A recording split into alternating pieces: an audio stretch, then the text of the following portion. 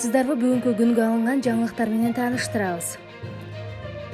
Кыргызстанда коронавирустан бир адам каза тапты. Кыргызстанда коронавирусун жуктуруунун 9 жаңы учуру катталды. Бул тууралуу республикалык штабтан билдиришти.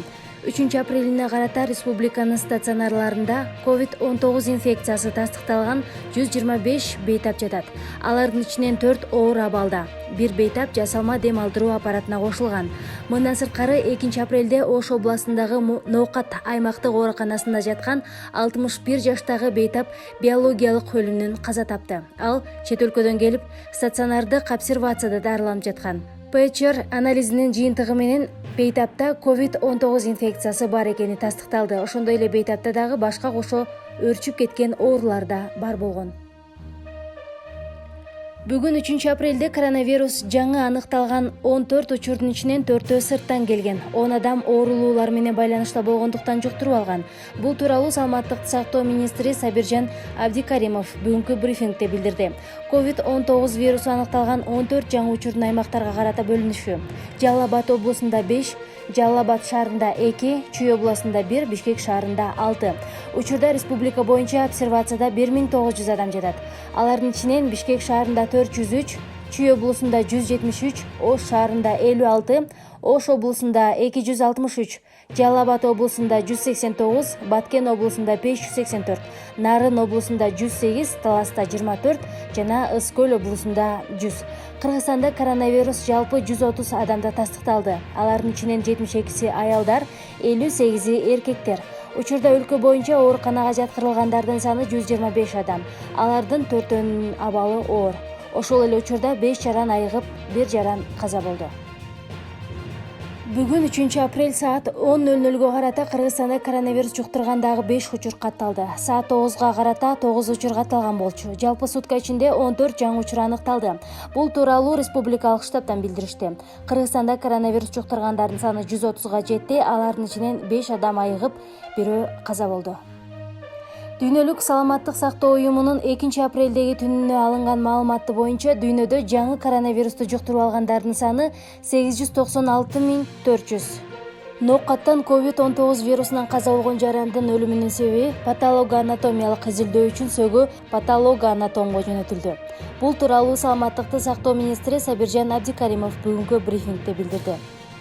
Апрелде пенсия менен жөлөк пулдар эрте таратылат. Кыргыз почтасы мамлекеттик ишканасынын 9 апрелде республика боюнча почта байланыш бөлүмдөрү ачылат. Почтальондор ошол эле күнү пенсиялар менен жөлөк пулдарды алуучуларга жеткире баштайт. Бул тууралуу штабтан билдирди.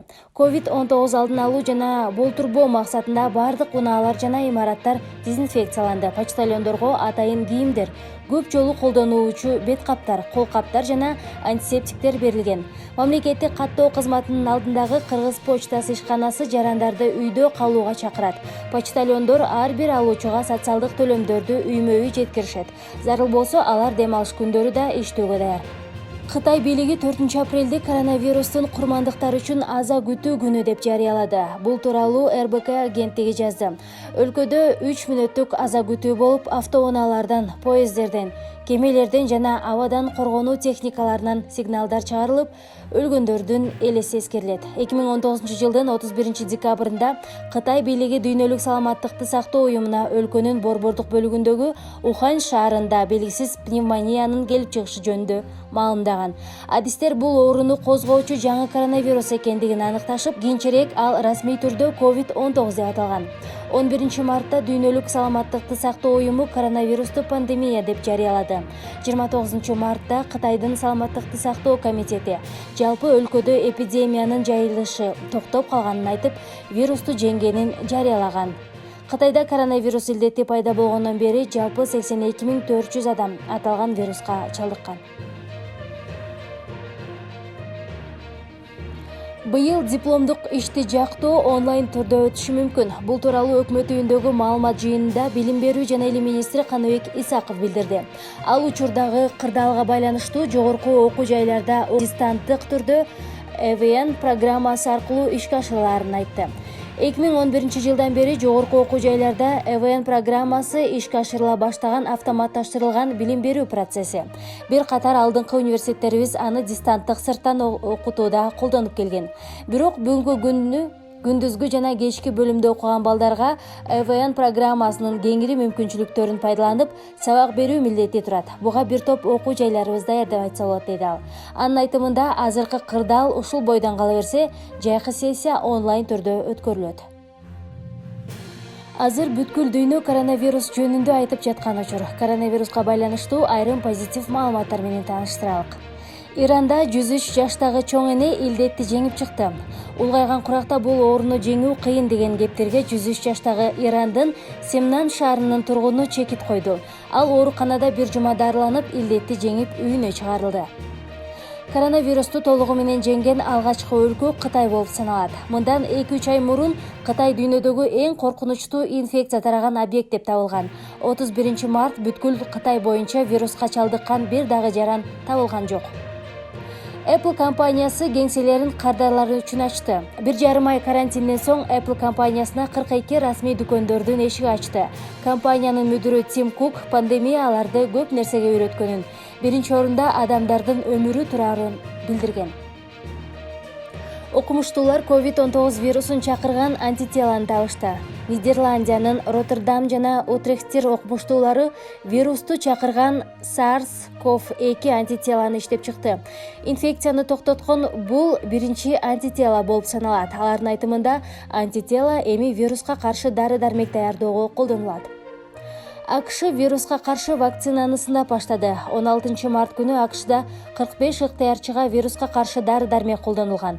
Жалпы жонунан алганда 18ден 55 жашка чейинки 45 ыктыярчыга ар кандай дозада кандай эффект чыгаарын аныктоо үчүн колдонулган.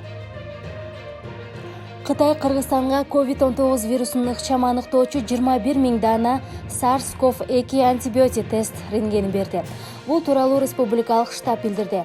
Бул медициналык каражаттарды берүү иш-чарасына Кытайдын Кыргызстандагы ыйгарым укуктуу элчиси Ду Девень саламаттык сактоо министри Сабиржан Абдикаримов катышты.